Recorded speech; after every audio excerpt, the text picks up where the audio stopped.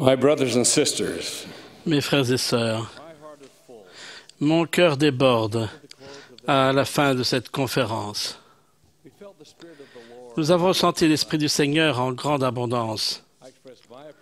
J'exprime mes remerciements et ceux des membres de l'Église de partout, à toutes les personnes qui ont participé, y compris à ceux qui ont fait des prières.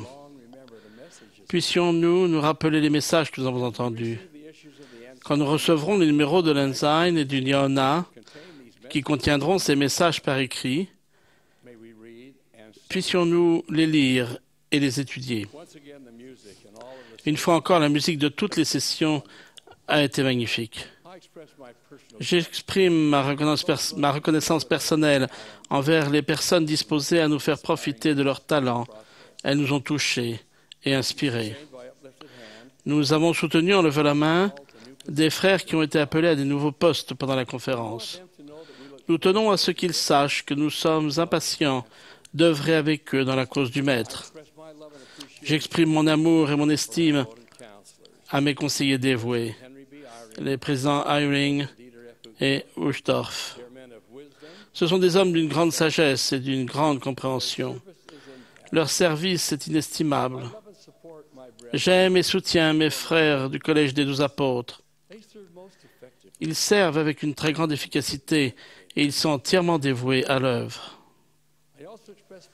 J'exprime aussi mon amour aux membres des 70 et de l'épiscopat président. Nous rencontrons de nombreuses difficultés dans le monde d'aujourd'hui, mais je vous assure que notre Père Céleste ne nous oublie pas. Il aime chacun de nous et il nous bénira si nous faisons appel à lui par la prière et nous efforçons de respecter ses commandements. Nous sommes une Église mondiale. Les membres de notre Église se trouvent partout dans le monde.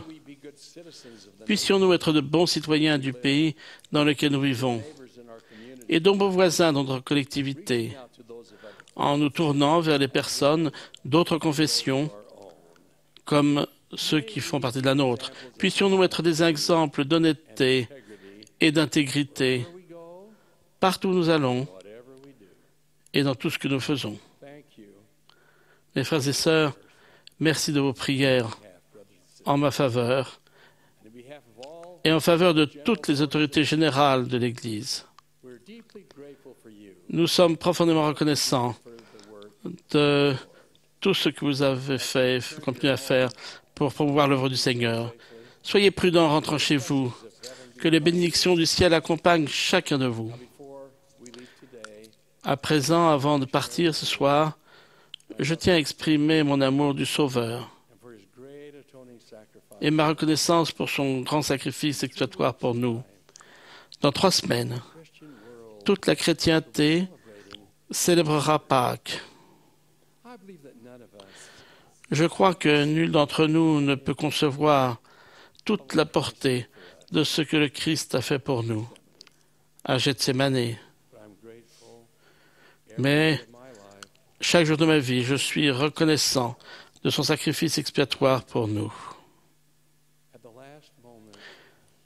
Au dernier moment, il aurait pu faire demi-tour, mais il ne l'a pas fait. Il est descendu en dessous de tout afin de pouvoir tout sauver. Ce faisant, il nous a donné la vie au-delà de cette existence mortelle. Il nous a rachetés de la chute d'Adam. De toute mon âme, je lui suis reconnaissant. Il nous a appris à vivre. Il nous a appris à mourir. Il a assuré notre salut. Pour conclure, je vais vous dire les paroles touchantes écrites par Emily Harris, qui décrivent si bien ce que je ressens à l'approche de Pâques. Le suaire qui l'enveloppait est vide. Il est déposé là, blanc et propre. La porte est ouverte. La pierre est roulée. Il me semble entendre les anges chanter ses louanges. Le suaire n'a pu le retenir. La pierre n'a pu le retenir. Les mots résonnent dans le sépulcre vide. Il n'est point ici. Le suaire qui l'enveloppait est vide. Il est déposé là, blanc et propre. Alléluia. Il est vide. Que Dieu vous bénisse, mes frères et sœurs. Au nom de Jésus-Christ, notre Sauveur. Amen.